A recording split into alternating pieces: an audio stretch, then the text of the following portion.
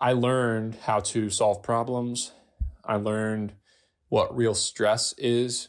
I learned how to sell. I learned how to hire. All the decisions and all the questions that I needed to answer and all the things that we needed to do to pull that off. I'm very proud looking back, and it taught me how to build a company. I'm about to tell you my story. I do a lot of content. I tell you a lot about what I know, what I read, what I think. Obviously, I don't know it all. I have a lot to learn. But right now, I'm going to tell you my journey, where I've been, and how I got here. So I was born in 1989 to, my mom was a school nurse. My dad worked for a construction company as a general manager, a construction management company, actually. We lived in a small town in southern Indiana, Tell City. I lived about 10 miles north of there and grew up on a 200-acre peach orchard. Played some basketball, very middle class. I didn't ever want for anything, but we didn't do expensive restaurants and extravagant vacations or anything like that. I ran track in high school and basketball. Track, I just got lucky and was the last guy recruited to go to Ithaca, New York to run track at Cornell, an Ivy League school. I was the only one in the history of my county to go to the Ivy League.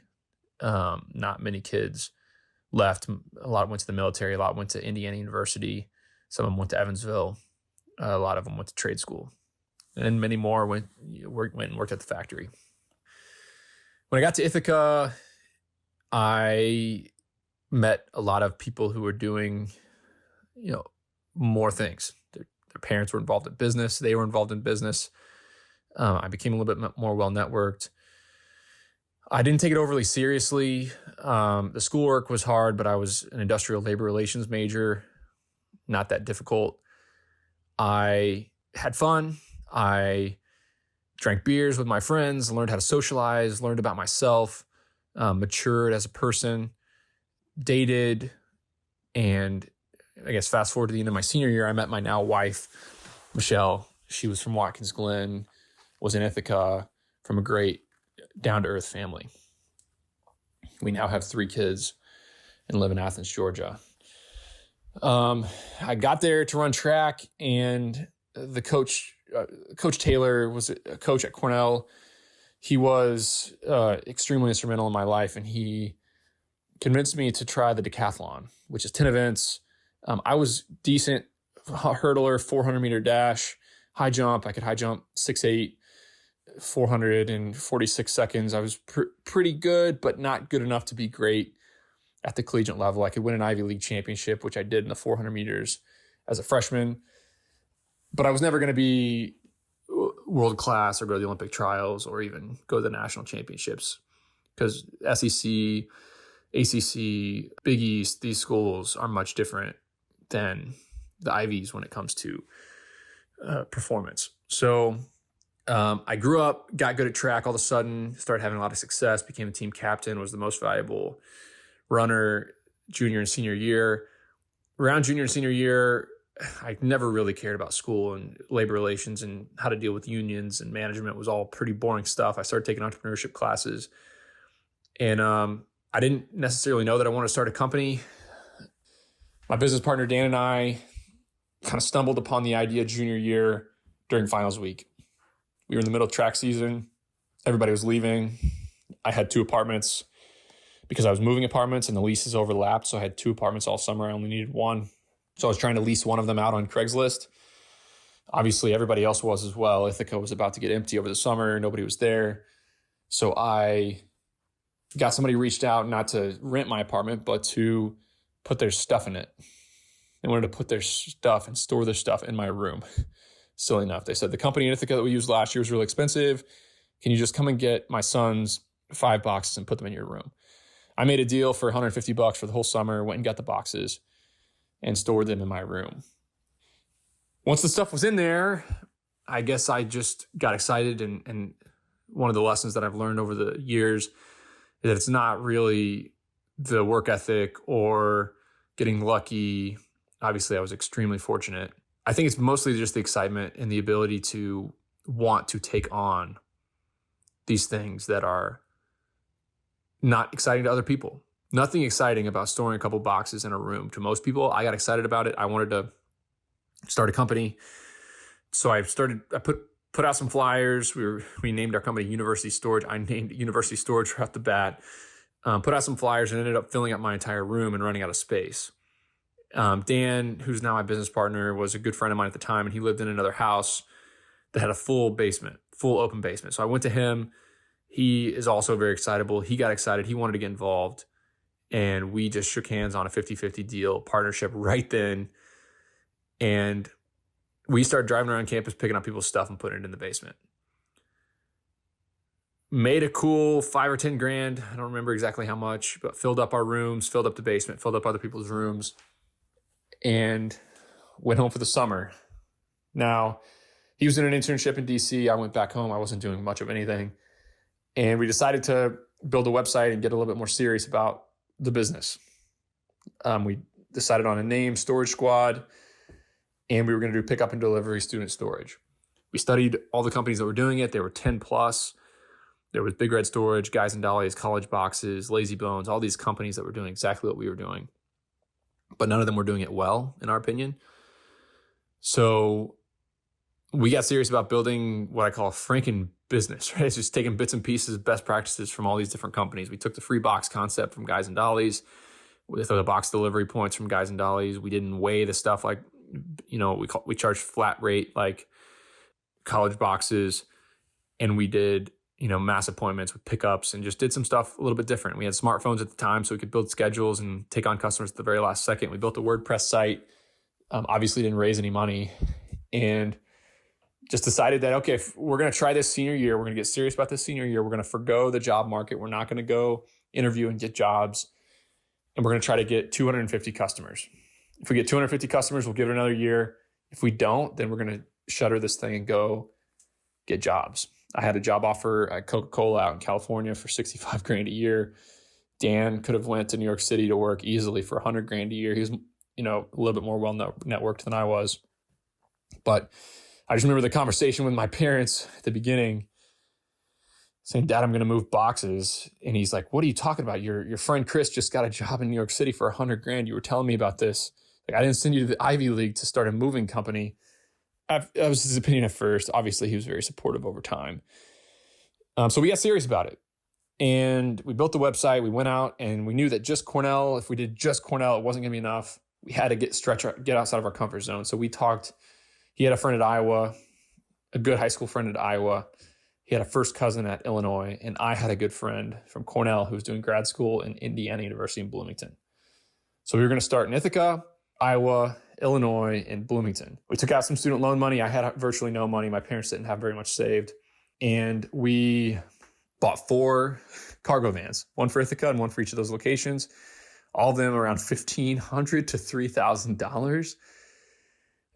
We were buying them on Craigslist, and we got serious. We did a ton of marketing, built a website, built processes, rented warehouses. Looking back, it's actually kind of crazy what we did and how much we did. But we got 260 customers, just barely hit it on the nose. And then it was on. The next year, we got 550 customers. The next year, we got 1,500 customers. The next year, we got 3,000 customers. Hired a couple full-time employees. We went to some new locations, went to Boston in 2013. Me and Dan were living in Chicago in his parents' house, and his uncle who had passed away's house. We were painting it, cleaning it out, getting it ready to sell. They let us live in it for 5 months while we worked on the business.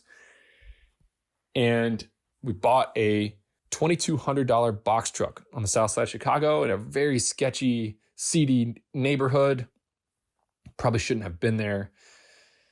And 3 days later, drove it across the country, not all across the country, but from Chicago to Boston. I drove it from Chicago to Boston. He went off to Penn State. This was on March 1st.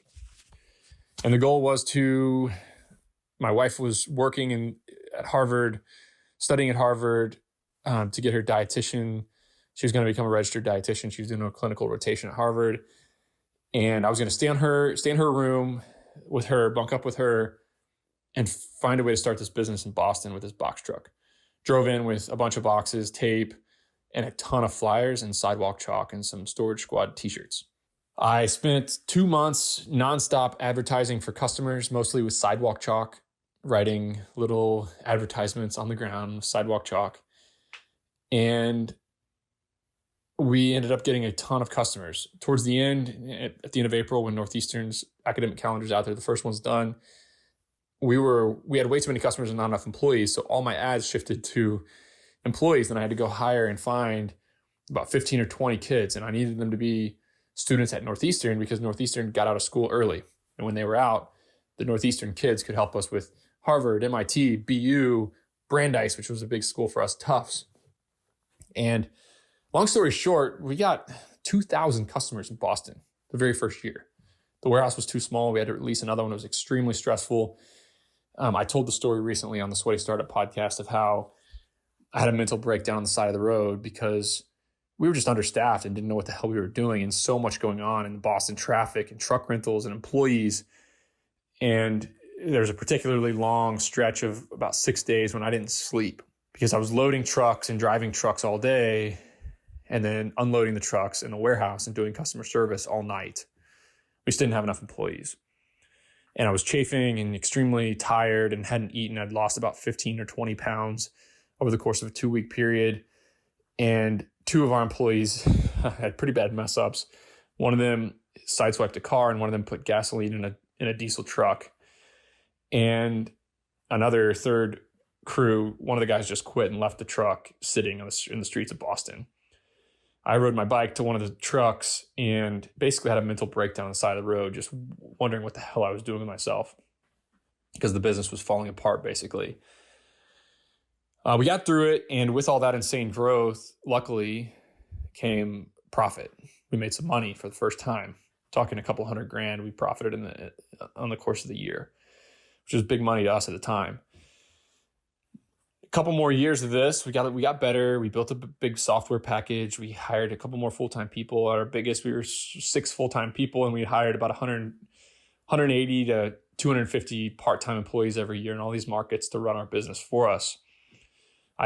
We didn't drive trucks anymore, but we were in warehouses. We were traveling around. We were doing a lot of the nitty-gritty, hiring, firing, uncomfortable stuff, negotiating warehouses, and did that 2014, 2015. By 2015, we had about $500,000 in the bank between my partner and I. And we knew that this moving company was not the future. We didn't want to spend the rest of our lives dreading finals week and the beginning of May and the end of August and September when it came time to deliver all this stuff. It was just incredibly, incredibly stressful, not healthy, and impossible to have work-life balance with kids long-term. So we decided to think about real estate. And I didn't know anybody with money. I didn't know anything about real estate. I didn't know anything about real estate private equity, but my dad was a builder. He worked for a guy who built nursing homes. And if you'll meet my dad one of these days on this podcast. I've been meaning to have him on, but he is extremely charismatic and energetic. And a little like me, kind of to a fault, right? A little bit overly excited about things. We found a piece of property. We did a ton of research on where we might want to build a self-storage facility. Want to build one from the ground up. We didn't buy one like we should have.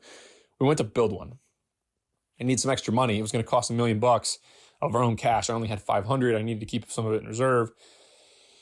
So we went around and tried to find investors, looked at a couple sites. We studied a ton of markets in all the markets that we did business, from Boston all the way out to the Big Ten schools in Illinois and Michigan. And Ithaca, New York was an underserved market. That's where we built our first facility. Found a piece of property, knew we needed to raise the money. I structured it on some really funky private equity structure. And we went out and raised basically $500,000. My dad pitched in $100,000. He was the first one. Then I was on a road show to see anybody and everybody with money. And I was sitting at their kitchen tables, pitching them on this self-storage facility and the returns and what we would do and why it would be great. I was 24 years old at the time. I ended up rounding it up mostly through the help of my dad and his network. It was 2 family friends who put in another $100,000 each, and then 2 others put in $60,000 each. And we were still short $150,000, which the broker who sold us the land, I was getting extremely scrappy at this point because I needed to get this deal done. I didn't know anybody else that had any money. I talked to the broker who sold us the land into investing over $100,000 in the deal. We got started on a $1.9 million construction budget, land included. I was living in Boston at the time. I hired my uncle to be the GC or the construction manager on the ground. His name's Jimmy Huber, a badass, still very good friend. He just came to Athens and played golf last week. The construction went way over budget. We started on a $1.9 million budget. We ended up spending $2.4 million. Had to ask all the investors to pony up another $25,000. And luckily, our $500,000, we just got through a busy season. We had a little bit more cash so we could infuse as well to get the deal done. Overall, we planning on putting $250,000 of our cash in and keeping $250,000 in reserve. Very, very lucky we did that because we ended up putting almost all of it in. Got that building built and opened. Started planning it in 2015, opened it for business in May of 2017 in Ithaca. All-in budget of 2.4 actually. So $1.8 million budget was the initial budget. It rose to about 1.9, and then we ended up spending 2.4. So an extra $500,000. Bank wouldn't loan more, so we had to raise it and come up with it. Once we got going, things started going really well, and we started filling it up and leasing it. By 2018, we were really out. We were out of drive-up space, so I got, creative and found a property across the street, talked to the owner, and found a way to buy it from them. Spent $400,000 on buying 12,000 square feet additional right across the street in Ithaca. That's probably one of the best deals to this day that I have ever negotiated and done, because the second we bought it, it was worth $80 a foot. We spent 40. So we had a lot of equity right away, and we needed that space. Fast forward 2019, getting a little bit more confident, and we bought 3 more very small properties. Guys, this is crazy to even say. We'd never been to Erie, Pennsylvania, but we found a property at auction. It was on a auction website, Kiko's Auctions, and auction day was September 23rd. We found it on the 10th. The guy thought, it's either going to go somewhere between $400,000 and $700,000. It was 24,000 square feet. It was in a pretty good location. We knew we wanted to buy it, so I called the broker and said, hey, we think this property's worth $600,000, and we're willing to make an offer right now. If you cancel the auction, we'll offer $625,000 and we'll close in a month. So we made a 25% non-refundable deposit over $100,000. 4 days later, they took it off the market, and we bought it without knowing anything about the rent roll. We just know we bought it at $25 a square foot. When we bought it, we realized that of the 270 units, 150 of them had tenants in there that had just been totally neglected and forgot about. The owner was 85 years old, just was not mentally capable of running that business anymore, had neglected a ton of customers. So we did the work of going out there. There's some videos on my YouTube, and we sawed off all the locks. We took pictures of everything. We got handed 3 boxes of leases dating back to 1995. When we bought the property, and we did all the work to try to figure out who was in there, have a big ass auction, and then start to lease it up again. That was our second purchase. Around the same time, a month later, we bought a property in Pittsburgh, Pennsylvania for $472,000, 11,000 square feet. It was doing $6,000 a month in revenue. Those are the next 2 that we bought. So 2018, we bought 1. Late 2019, we bought 2. Then things started going pretty well. By 2019, Ithaca, our original build, was doing really well. It was doing about $40,000 a month of sales, and it was time to do a refinance. So we got it appraised. It was worth $5.2 million. We spent $2.9 million to build it, so we did a cash out refi and put $4 million of new debt on it, paid off our partners, and took some cash on our own. That was huge, huge, huge money and instrumental for our growth. And at this time, right around this time, we realized that our moving and student storage company, which my partner was still running, I was now focused on the real estate and raising the money and putting deals together. We knew we needed to get out of the student storage business, and we needed to focus on real estate full time. Late 2019, last day of 2019, we bought a property in Shippenville, Pennsylvania for $1.3 million. Fast forward to today, you know where I am. now. We have 55 properties. We've graduated to a real estate private equity. Over the past 4 years, I've really learned everything I know now about raising money, about structuring deals, about the tax code. And we have 275 active investors in our deals. We've raised over $25 million, and we've acquired over $75 million worth of storage. That first deal that we built from the ground up in Ithaca, it just appraised for $8.1 million, all in for 2.9. We're going to do a refi now. I think it's worth easy. If we marketed it, it's worth over 10 million. So that's been a home run deal for us and a life-changing amount of money for me and my partner. The Erie one and the Pittsburgh one we did without partners. Nobody invested in those deals. The Erie one we bought for $625,000 or $645,000. I can't remember exactly which one. It was doing $5,000 a month of revenue or less. It's now doing $20,000 a month of revenue and worth about $2.5 million. That's another one that's has been an amazing deal for us. And we're about to do a cash out refinance on and pull about $1 million of equity between my partner and I. Pittsburgh deal, it was doing $6,000 a month when we bought it. It's doing 10 now, 11 actually. It's worth about 1.3 million. We're about to do a cash out refinance on that one as well. Shippenville, we bought it for 1.3 million. It was doing $12,000 a month. Now it's doing 25. It's worth about 3 million. It's been a home run deal as well. And in 2020, we bought 2 more big properties, Gloversville, New York, which was doing about $22,000 a month when we bought it. Bought that one on our own. It was a really hairy deal. And then we bought a couple more on-market deals, Newfield, New York, and a couple others with investors from Twitter. That's how I found the next wave of people to invest in our deals was 100% through this podcast and my blog and sharing and writing online and finding people who had the money and wanted to invest. So it's been a whirlwind. That's my story. And I turned 33 years old here in a couple of days. It's July 3rd. I'm recording this on July 3rd. I turned 33 on July 6th, 2022. It's been a heck of a journey. I'm having a ton of fun. We're growing a great company of almost 50 people working for us now. And it's on. I think looking back at that moving and storage company, we sold it. I forgot to mention that part of the story. In early January of 2021, we ended up closing on and selling our moving and storage company for about 4 times earnings, a low 7-figure exit. So we got to put that stress behind us.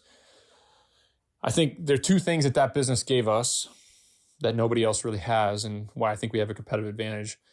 That business gave us some early capital. What kind of 25-year-old, what group of 25-year-old can come up with $500,000 to do their first real estate deal, and also talk a bank into letting them personally guarantee and do a construction project. I went and met with 10 plus bankers, and one of them agreed to do this deal with us. Luckily, we're still doing business with them. But the big unspoken, huge advantage that I didn't even realize at the time was just the operational prowess that running that company gave us. I learned how to solve problems. I learned what real stress is. I learned how to sell. I learned how to hire and manage and take risks. I mean, shit, man.